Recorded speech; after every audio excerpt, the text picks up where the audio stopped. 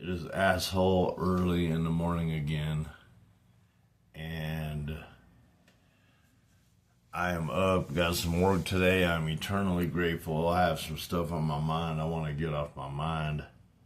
I'm back in Colorado Springs. First of all, that is the top thing on my mind. Second of all, I've always prided myself, and when I started my podcast and started kind of being more open and showing men maybe that it's all right to be a little bit vulnerable, and not just fake vulnerable, just actually vulnerable, and trying to give an outlet for that, healthy outlet for showing emotions, stuff like that. So I started my podcast because I got extremely interested in trauma and the way it affects us, and the way it runs our lives, the way it affects our nervous system.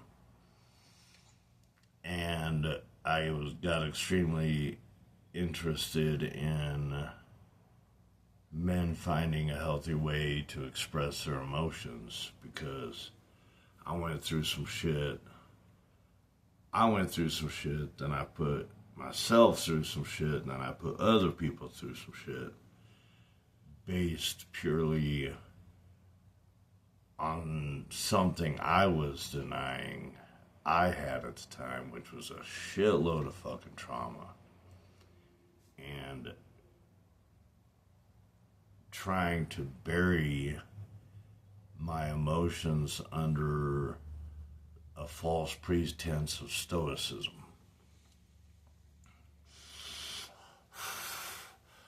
So I have learned a lot about trauma, and I've actually learned more from experience, and I like to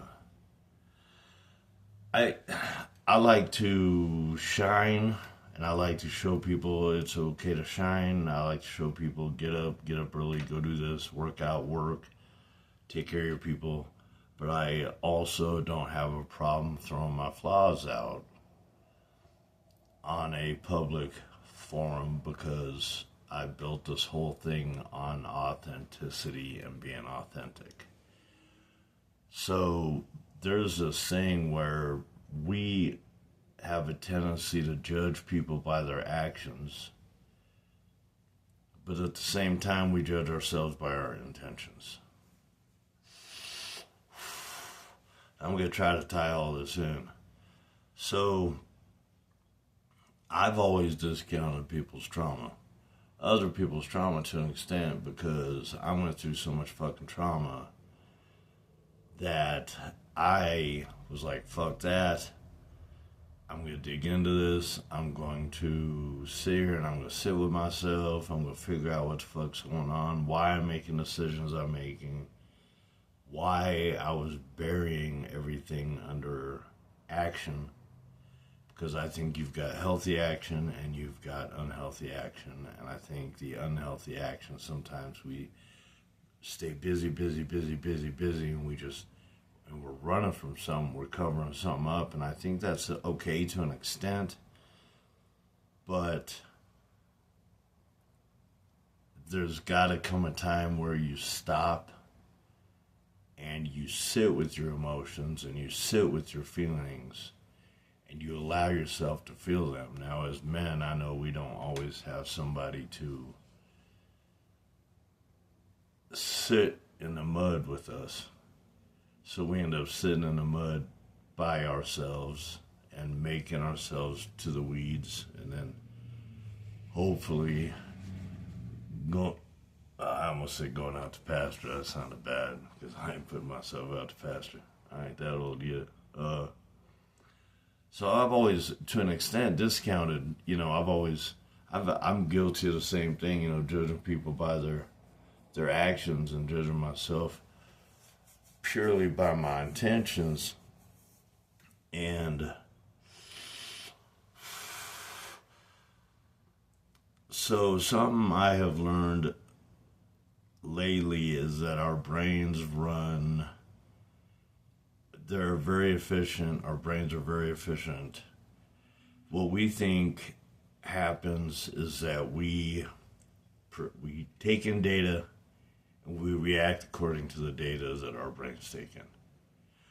Well, that's a very inefficient operating system for our brains. So what we actually do, and our brains actually work very efficiently, is that we do pattern recognition based on the past, based on even shit we see on TV, based on stuff we see, but mainly based on our past. Is we do pattern recognition, and then we correct if that pattern isn't the correct pattern, right? So I think trauma can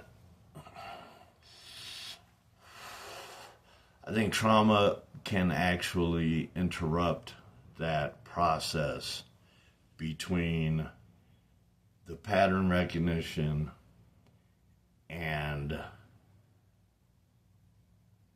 the correcting that we do, right? So we get stuck in this pattern recognition thing, and we get stuck in this pattern,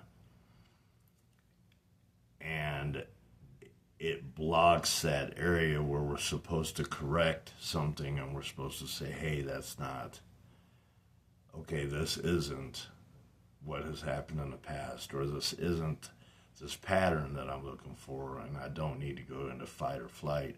And I also think, okay, so we got neurotic people. I tend to be somewhat neurotic, somewhat. But neuroticism, what that is mixed with trauma is your serotonin receptors aren't as active. So what serotonin does is it returns you to baseline after a stressful event. And so you have a stressful event, let's say someone cuts you off in a car, or you have an argument with a spouse, or any kind of stressful event. The longer it takes you to return to baseline from that event, the less receptive your serotonin receptors are. And I think that can work together with trauma too. And I have been guilty, and I've been actually guilty lately, of not taking into account that other people do have trauma, and maybe kind of recognizing that, and recognizing the slower serotonin release or uptake, because I'm just like go go go go go go go go go go, and there are people with real trauma, real PTSD, and it affects them, and it affects them very, very strongly. So and I think this ties back to the pattern recognition, but I think we need to take a little extra care with each other as people, our loved ones, our family, even our friends. Like if you've got friends, you've got bros, you got stuff like that, you can recognize the same thing. You can recognize someone who's been through something, and I know this is especially in our personal relationships. And maybe take a little extra care in